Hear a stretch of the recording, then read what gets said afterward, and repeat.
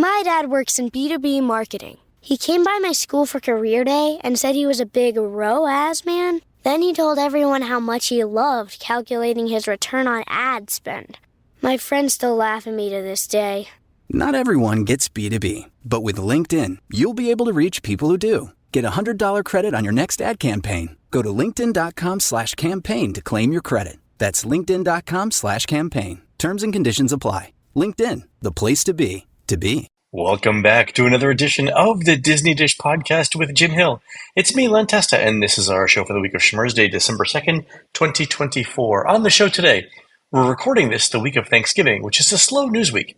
So we'll save the news and listener questions for next week and jump straight into our feature piece on the history of Disney's Utilidors.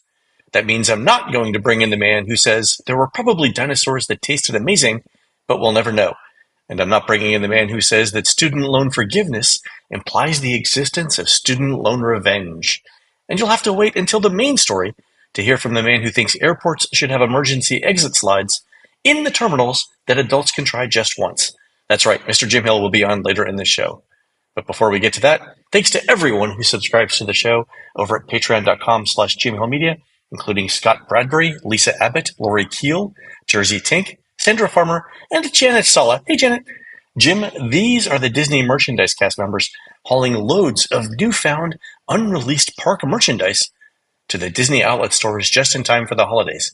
They say that commemorative Play Pavilion opening day team cast member sweaters are super soft, and the Disney's Reflections, a Lakeside Lodge travel mugs, will keep your coffee hot all day long for just $5.99 each. True story. All right, folks, we're going to take a really quick commercial break. When we come back, Jim and former Imagineer Jim Shull and I give us the history of Disney's Utilidor system. We'll be right back.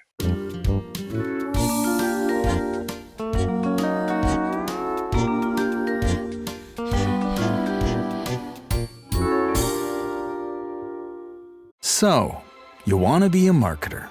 It's easy. You just have to score a ton of leads and figure out a way to turn them all into customers. Plus, manage a dozen channels, write 1 million blogs, and launch 100 campaigns all at once. When that's done, simply make your socials go viral and bring in record profits. No sweat. Okay, fine. It's a lot of sweat. But with HubSpot's AI-powered marketing tools, launching benchmark-breaking campaigns is easier than ever. Get started at HubSpot.com/marketers. Streaming December 12th on Peacock.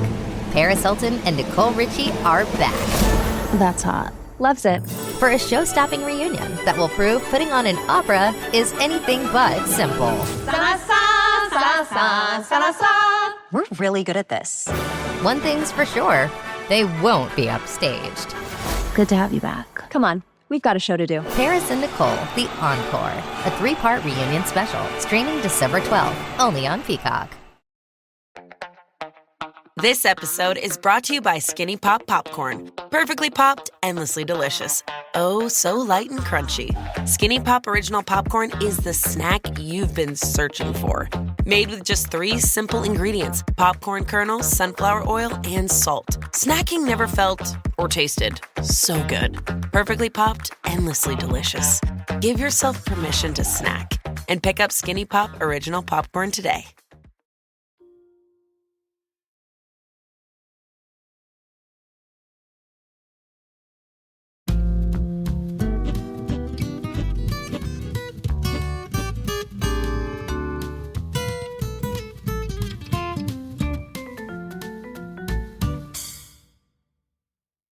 And we're back. If it sounds like your podcasting device just put on a few pounds during that last commercial break, well, there's a very good reason for that. For what had previously been this 2-person show has now become a 4-person show. Mr. Hill and I are now joined by veteran Imagineer Jim Shull, who we, of course, do the Disney Unpacked video show with over on Patreon. And let me just hop in here for a second. Mr. Shull also has his own show over on YouTube, Disney Journey with Jim Shull, and that series is very much worth checking out. Oh, well, thank you for the shameless plug, which I'll take. And also thanks for inviting me on today's Disney Dish. And we're also joined by Eric Hersey, who not only produces the Disney Dish podcast, but is also Mr. Hill's co-host on the Epic Universal podcast. And I'm here because you guys wanted to talk about my basement? Save it for later in the show, Eric. Don't get ahead of yourself, Hersey. And for this feature segment on the show, we're going to sink to new depths, which will be hard to believe for regular listeners of the podcast. And by that, I mean that we're now going to talk about the Utilidors at Walt Disney World's Magic Kingdom. Yeah, the idea for today's feature came from two places, actually. In the inaugural episode of Disney Dish, we talked about the magic carpets of Aladdin spin around in Adventureland. And I actually revisited that very, very same topic in a recent edition of Disney Journey. Mm-hmm. And what always fascinated me about this attraction, which opened at that theme park back in May of 2001, is that when they were deciding where this thing would be placed in Adventureland Plaza, the Imagineers first had to take into account where the Utilidors ran through this particular part of the Magic Kingdom. I mean, it's always weird to think that, like, as you're walking around the Magic Kingdom, you're actually on the second floor of a really huge structure. Just below you, completely out of sight, there are hundreds of cast members running around all over the place from one end of the park to the other. Which, in a very perfect world, that's exactly the way Walt Disney would have wanted things to have worked out in Anaheim, California with the original Disneyland. But, you know, it used to make him crazy back in the late 1950s to be at Disneyland and then to suddenly see a cast member who is dressed for work in Frontierland just kind of wandering their way through Tomorrowland because, you know, he said, it doesn't break the story. I don't like that. So let's go fix it. Mm-hmm. And they were, by the way, I should tell you, they had purpose in their life because they were heading over to the in-between for their lunch break. All right. The in-between, Jim Shull? Yeah, the in-between, Len. Mm-hmm. You know, the in-between is one of the two cast member only restaurants that's contained within the berm of Disneyland in Anaheim. But they're both backstage. One is behind Main Street USA and Tomorrowland. Hence the name In Between, because it shares those two lands. I got it. And the thing I love about this is, for you animation fans out there, in-betweeners, right, are people who draw animation between the key scenes that the main animators do, right? So in-betweeners do all the grunt work between them. It's kind of a great analogy there. That's nice. Mm-hmm. Okay, and by the way, it wasn't just cast members in the wrong outfits turning up in a particular part of the park that used to make Walt mad. Didn't he also once ream out Marty Sklar for parking his car where the guests could see it? Yeah, I guess I'll have to fess up here. Yeah, Marty Sklar once shared the story with me, and now let me share it with you. So Marty had a meeting with Walt Mm-hmm. himself for breakfast. Mm-hmm. And so, you know, he did what he always had done. He drove backstage behind the berm into the park to park behind Frontierland because that's where he was going to meet Walt for breakfast, probably pancakes, knowing Walt. But besides, you know, the fact that he was in such a hurry, he parked his car in an area where the trees hadn't yet really grown up to hide anything. I mean, the berm was pretty lean back then. So guests came into the park. They were standing in the upper deck of the Mark Twain, or when they were riding around the Disneyland Railroad, they could see, you know, Marty's car behind those trees. And Marty also told me it wasn't washed, so it was pretty grungy looking. You know, he did figure out one thing that, you know, Marty thought, well, no one would care or even notice, but Walt did. It's probably that grungy car. But, you know, he went up one side of Marty, down the other, saying things like, what's a car from the 1950s? A dirty car doing in my recreation of a perfect American frontier. So Marty quickly left the restaurant, probably letting his pancakes get cold. Yeah. And he went outside and parked his car out of sight of the guests that day in Disneyland. I love that Walt, even back then, was all about preserving the illusion of Disneyland. Well, that's why they had this enormous, for them, 8 to 15 foot tall berm. Now, remember, this was a berm, which was dirt, which meant at its height, it was 15 feet. The other 40 to 60 foot tall trees were a couple of decades away.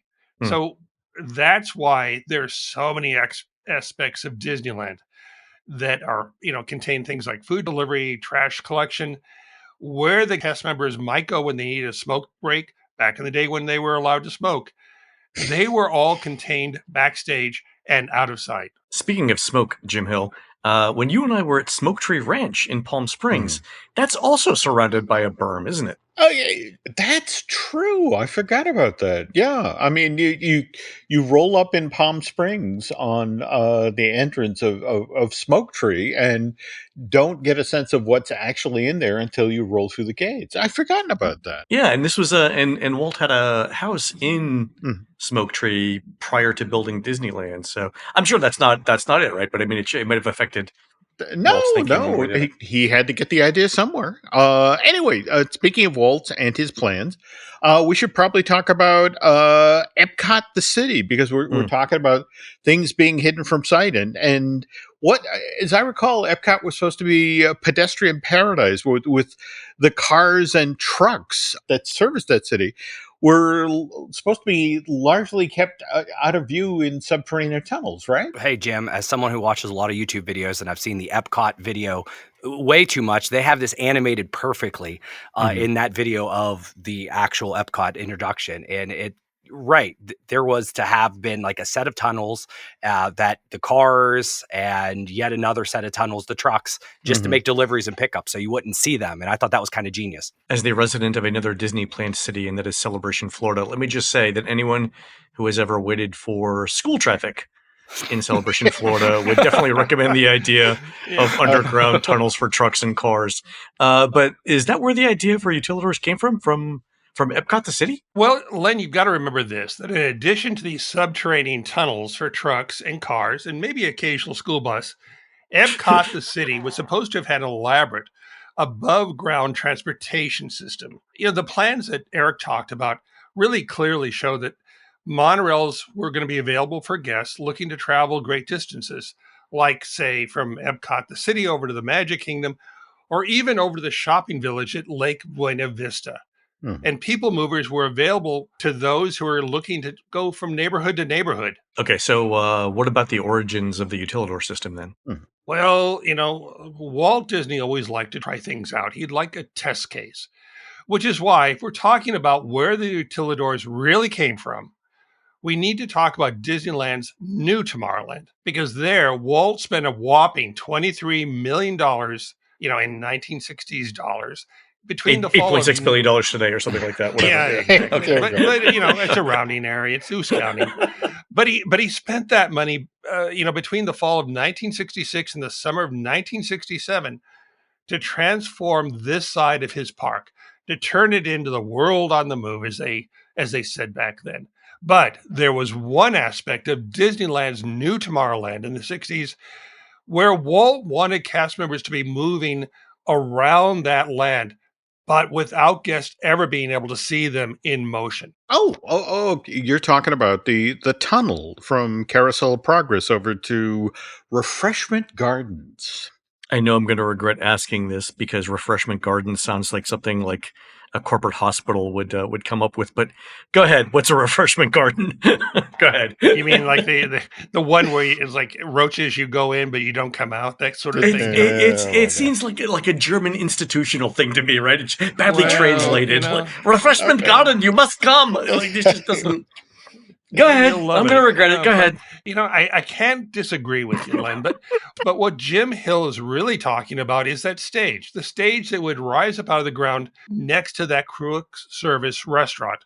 It had entertainment, and it would, entertain the people who are dining. And also, because it provided musical kinetic, it would draw people to their restaurant, which would further pad the books. It would get more meal turns in this restaurant, which at the time was sponsored by Coca-Cola itself.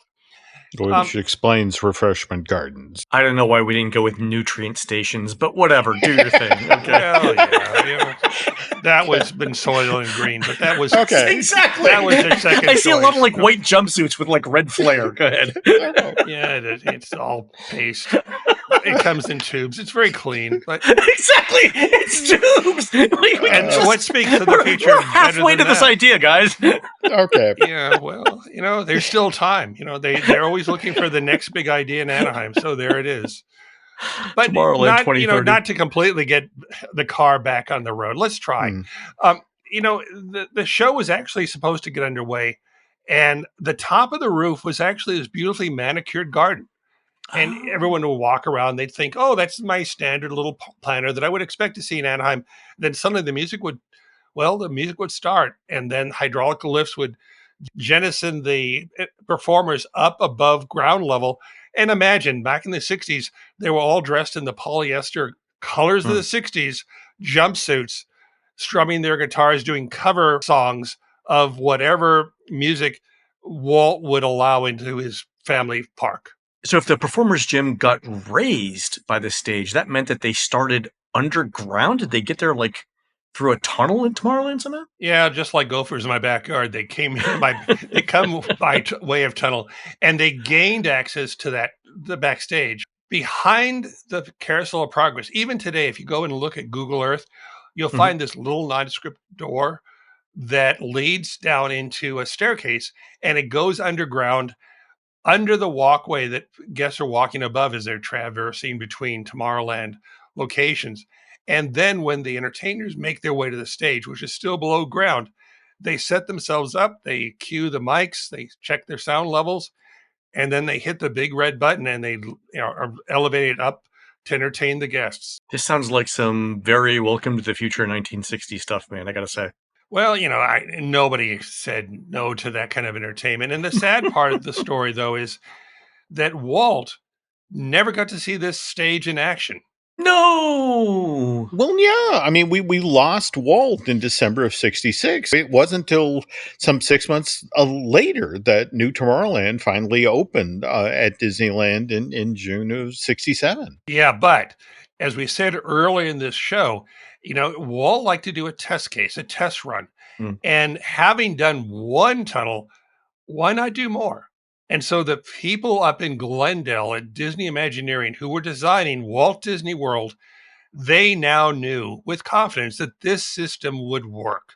That little tunnel between Carousel of Progress and Refreshment Gardens, well, that could be applicable to become a very, very big component as they designed and planned Florida's Magic Kingdom. Okay, so down in Orlando, we're not talking about a single tunnel that goes backstage areas in Tomorrowland. We're talking about acres of tunnels that would make an ant colony, proud, right? So I've never been in the Utilidors. I understand there's a bunch of doors, there's stairs, there's elevators, and you can get around most parts of the theme park, right? The shops, the restaurants for delivery of goods, attractions, stuff like that, right? Which, oddly enough, now brings us to Eric's basement. Okay, you're up, Hersey. Speaking of people who live in basements, all right, let's do it. Okay. Well, listen, yes, it's very cold here. No, so I moved to a brand new house in the midst of the pandemic, and as I think all wives tell their husbands, is like, we're not touching anything upstairs. I wasn't allowed to make any decorative decisions, but I said, I have the basement, and we have a very large finished basement. And I, right off the get-go, I said, all right, we're going to take my love for the 1970s Walt Disney World, the creation. I think that's where my fandom came in, is reading books like Reality Land and figuring out hey, how do they create this thing? And once you hear about the Utilidor, which literally once somebody knows you're a Walt Disney World fan, they try to give you that fun fact of hey, it's just I think it's required. So I said, you know what, we're making this happen. I get to decorate the basement here. And that's where I'm like, all right, we're going to make this look like the Utilidor. Now I did get to go in the Utilidor one time. We did the Keys to the Kingdom tour. And I don't know if they're still doing it, but you can do a half-day tour, and they take you down there, and it was fascinating. And I've always heard the legends, but you're there for maybe half an hour, maybe one little stretch, and then they bring you back up. And it is super, super fascinating. But the problem with the whole trying to design your basement on the Utilidor is there are seriously maybe 3 or 4 pictures on the internet over the 20, 30 years that you can find. And I'm like, I have to have the color scheme right. So of course you do. I'm like, we right. So I already picked out the walls. I'm like, all right, which wall is going to be Tomorrowland? Which is going to be Fantasyland? Oh, you themed it that way. Christmas, did you really? Yeah. Oh, yeah. Yeah. For Christmas, my wife got me the actual, you can buy the tunnel, and they call it the Magic Kingdom tunnels on this map. And it's a full-sized, really large map, and it gives you the directions. If I had that map and lived this close to Walt Disney World, the only thing that could result is me ending up in an ankle bracelet. I swear to God. Well, they give you directions to the Disney jail, I believe, right? Yeah, there's got to be one there, I'm sure. All right, You'll just say, "I'll lead the way. I know where I'm going." I know where I'm going, exactly. So, but that was the thing is I'm online and I'm looking and there's this famous picture. You'll see a famous picture of Mickey walking in Fantasyland. And for those not familiar, there's different colors and it's half the wall is painted with a color on the bottom half and the other half, I believe, is like a white. Mm-hmm. Fantasyland is a light purple. Tomorrowland is a blue. Liberty Square, they really got creative and there's blue and red and white. Frontier is a dark brown, and an Adventureland is an orange.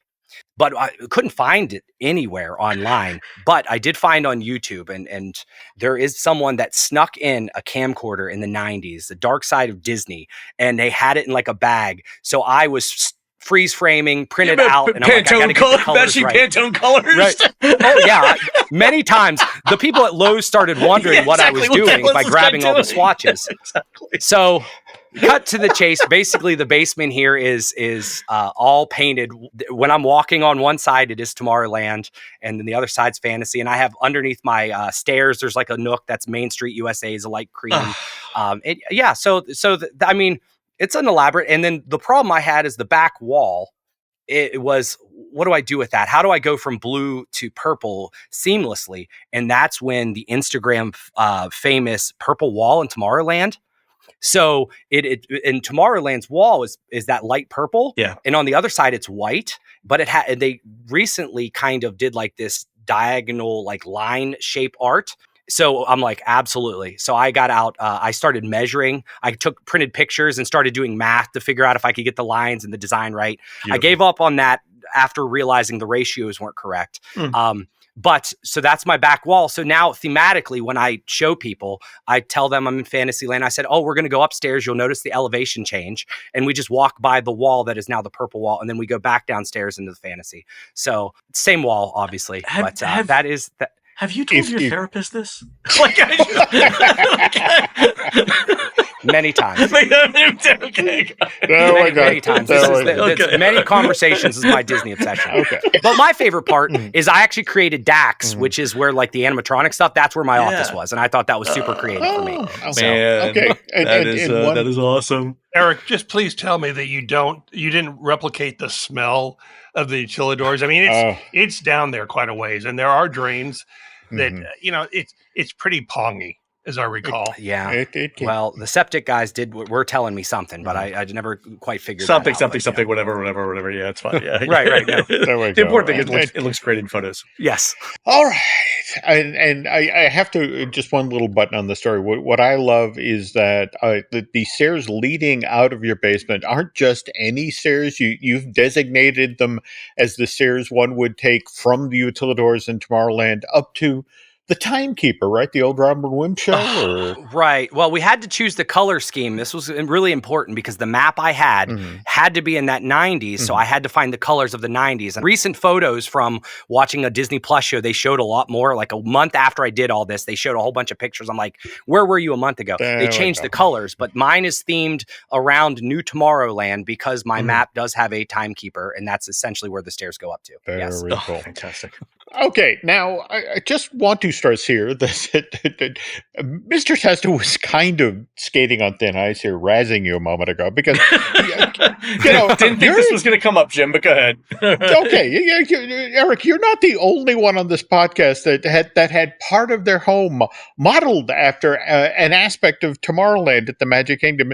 Mr. Testa, will you share with the class about your kitchen or the kitchen in your old place in North Carolina? Let me just say that everything I'm about to tell you is completely normal, and every well-adjusted person would do the same thing. Okay? Okay. So Laurel and I bought a house in North Carolina. It was a mid-century modern house. It was built in 1968, and at the time, it was known as the home of the future. So it had an elevator inside the house. It had one of those GE whole home consoles where you could control the lights in every room from the kitchen. And it had an intercom system and its own private phone system inside the house, right? So we decided when we were going to remodel it, that we were going to keep the home of the future theme. And so one of the things that we were doing, to keep the mid-century vibe going, was this: the only room in the house that did not have glass walls, because it was mid-century modern home, was the kitchen. And so there was one wall that basically divided the kitchen from the garage, and it was solid brick. We decided to make the kitchen the Space Mountain kitchen from the post-show dining room scene of Space Mountain. So if you remember, when you exit Space Mountain on your right in Walt Disney World, there's a series of post-show scenes. One of them is like Travel to Distant Planets, but one of them is actually a dining room scene with a robot. Mm-hmm. And so we, again, this is all perfectly normal. Everyone will understand this. We flew, not only did we fly down our architect who had never been to Disney before, we flew down the City of Pasadena urban planner, Sam Genoway, who is also a Disney author, to translate Disney speak to architecture speak. And we brought them to this post-show scene, which, remember, at the time, it was that moving walkway. And we had them walk backwards for like 20 minutes while Jill, our architect, sketched out the scene, and Sam Genoway explained to her what was going on, because we said, we want this, but as a kitchen. And so, tons of photographs later, we had to go to a builder's, and all of this obviously is custom built. And it's custom built to Laurel's and my body sizes, so that when we sat down, our feet exactly touched the floor, and, everything was sized for us. But Laurel actually went a step further. And over time, not only did we find all the basic furniture that was built in the kitchen, but she actually found all of the accessories in the kitchen, from the tray table to the water glasses on the show scenes as well. So we eventually replicated the entire thing, but we didn't stop there. There's a couple of other interesting things we did. One is, we're big fans of Disney Cruise Line, so we replicated the Rainforest Spa showers as our own showers in our bathrooms, complete with glass tile, and they're circles. So basically, every morning I would shower in a giant Disney tube made of colorful glass. And then, as we were doing this, our electrician, we found out, was also a huge Disney theme park fan, and we had this one little area above the fireplace that was basically a vent. And he decided to replicate the Pirates of the Caribbean burning city scene there. So we combined a piece of silk fabric, in the orange silk fabric, with a blower motor, and then tikis from the Enchanted Tiki Room, so that when you flip the switch, an orange light would glow, flames would come up, and there would be tiki music with behind the tiki in the Enchanted Tiki Room. So if you didn't know what it was, if you weren't a Disney theme park fan, you just think this was like mid-century tiki stuff. But if you knew what it was, you were like, oh my God, this is the greatest thing I've ever seen. And to this day, I mean, it was a really well designed house. It was the best house I've ever lived in my entire life. But I would also add to that, after 3 Mai Tais at the Tiki Bar, you really didn't have any, you didn't care anymore. No, exactly, yeah.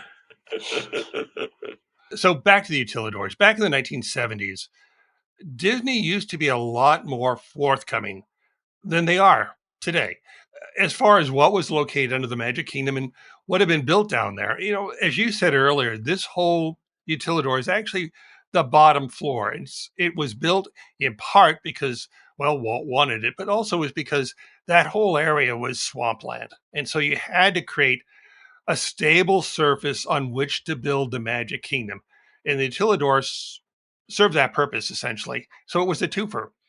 And there is a famous photo showing just how proud the Walt Disney Company was of this achievement, to build this sub-basement over the swamplands of Central Florida. And they did that by having a photograph released of Mickey Mouse walking through the Utilidors.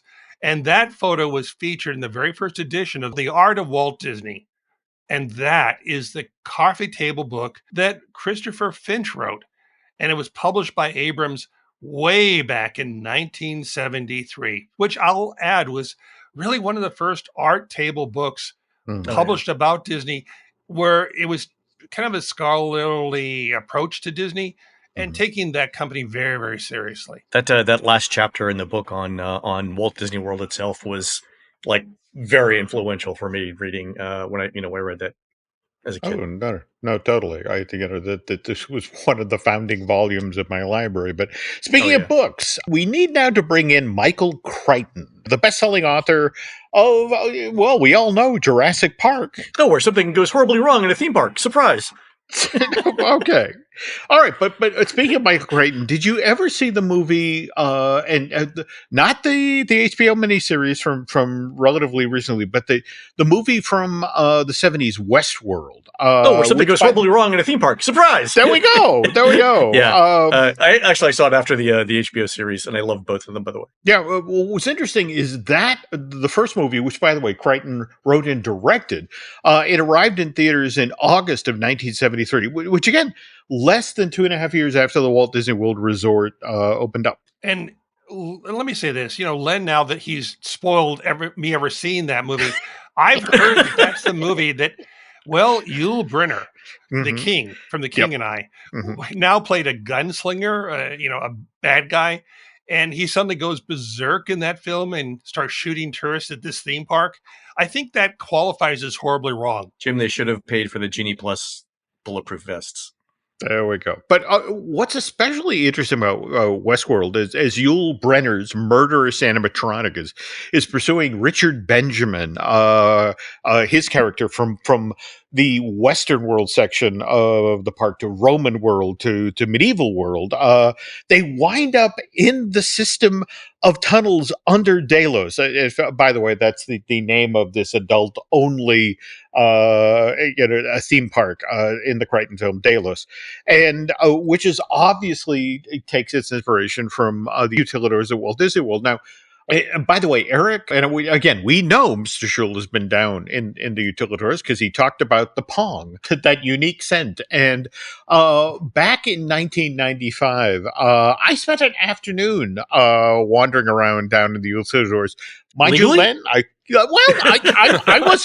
had an official Disney escort. And by the way, we did visit the security office, but that's another story. Yeah, right. But I want to stress here, this was long before 9/11. And what fascinated me when you wander the Utilidors, what you can see from there. I mean, for example, there's the room.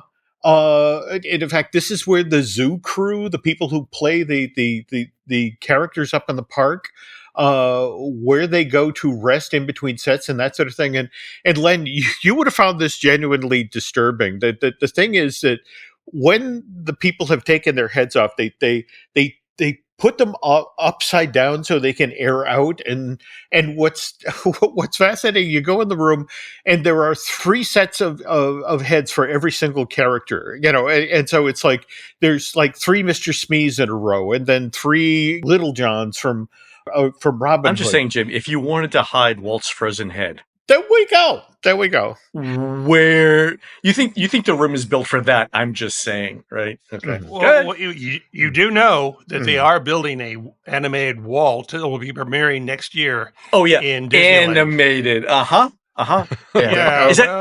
Is there a difference, Jim? Is this the point where we go in and look at the dictionary difference between bionic and animatronic? Is that? Suddenly the notion of the Yul Brynner and the animatronic Walt, things go. But anyway, back to the Utilidors. Again, as you wander around, you can look into, for example, the DAX room, which Eric referenced earlier. That's where the computers that control all of the attractions and the audios are at the park. But there's also weirdly practical things like the Kingdom Cutters, where cast members can go to get their haircuts, and there's also a welding and carpentry shop where they can make repairs. Yeah. And then, there's just the stuff that, of course, is to be down here. That there's the locker rooms where male and female cast members can go change out of their costumes and back into the civvies and head out the door. Jim Hill, it's interesting that you mentioned those locker rooms, because the men's locker room at the Magic Kingdom, it had a unique problem. Mm-hmm. Because, where it had been built, it was right next to the, 11.5 million gallon lagoon that the 20K subs ride moved through. Over time, it was well built, but over time, Well, water finds a way, and it started to leak out of that lagoon and into the walls where the men's locker room was located. Oh, I think I know this story. Is this the one where allegedly they started having problems with black mold? Allegedly. Yeah, that's the very one. The park spent years and millions of dollars trying to address this problem. Mm-hmm. And it wasn't about 10 years after 20K had finally closed and the Magic Kingdom had finally drained the lagoon and finally paved it over in 2004 that they finally got the black mold problem under control. Allegedly. And allegedly. There we go. Speaking of construction work being done under the Magic Kingdom, can we now talk about how the Imagineers were once able to take advantage of the Utilidors while they were building the extraterrestrial alien encounter show at that theme park? Oh, yeah. You guys remember the Tomorrowland attraction, the one that, it opened and then changed and closed finally. But as part of the pre-show, in that attraction for Alien Encounter, when guests filed into the pre-show, they looked at the teleportation test tubes where Skippy the alien, a very, well-fed, nicely groomed and very, very happy Skippy the alien was in a tube. But suddenly, at the flick of a switch, he was teleported from the left tube to the right tube. Now, at that point, he wasn't so nice looking. He was exchanged for this kind of slightly grilled, once over easy version of Skippy. Slightly black. I believe the script called it a healthy glow, Jim Shull. There we go. Well, it's nomenclature, schlomenclature. What do you want? But, the question is, how do you get that character from one side to the other? Well, they use the basement. So what they did was they quickly, during the process of the project, they installed 2 very high-speed elevators, taking advantage of what had been previously used space in that basement in the Utilidors. And so in the moment of darkness, when the lights were out, they lowered the healthy Skippy and raised the not so healthy Skippy. And people, they looked at what they saw and they believed what they were told, that Skippy had now been teleported from the left to the right tube. So Skippy actually moved? I thought it was like a screen effect. There were actually movement up and down? Yeah, there was. Now, the tubes themselves had LEDs embedded into them. So within the LED tube, there was a lightning effect and other lighting. But at some point, yes, they lowered the healthy Skippy and raised the not so healthy Skippy. I thought it was like a screen or like a Pepper's Ghost or something like that. So, wow. So 2 Skippies. Okay. Moderate spoiler alert, but I'm glad I know it now. Anyway, putting these 2 high-speed elevators in place for the extraterrestrial alien encounter. Now I know why that show failed, because I can't. No one can pronounce it. It was a lot easier. We're closing this because no one can say it. Okay. Given that the Imagineers were able to take advantage, opportunity, shall we say, of this basement, they kicked out what had been there and took it over for this new attraction. So, making lemon out of lemonades or Skippy hair out of healthy. Well, and speaking of this now defunct Tomorrowland attraction, on this month's Disney Unpacked, we're going to be discussing how Alien Encounter came to be built at Walt Disney World Magic Kingdom. And once upon a time, a very different version of this attraction was proposed for Disneyland Park out in Anaheim. And as to how Alien Encounter wound up in Florida, or for that matter, how it wound up being turned into Stitch's Great Escape, that's a story we'll be sharing over on Patreon over the month of December. And since that's not enough, we'll also be talking about Disney World's Utilidors. Because, Len, did you know that while the area over in Epcot, formerly known as Future World, it does have a subterranean tunnel system that World Showcase does not have one? I did not know about that. What about Hollywood Studios and Animal Kingdom? They don't have Utilidors at all, right? No, they don't. And that's a question that I'm looking to answer in an upcoming edition of Disney Journey with Jim Shull, which, again, you can find over on YouTube. Anyway, if you'd like to learn more about Alien Encounter, which is a story that stretches all the way back to Disneyland's old Rocket to the Moon ride from 1955, be sure and check out Disney Unpacked over on Patreon. All right, and remember, kids, you cannot go into the Utilidors without permission, so don't even try.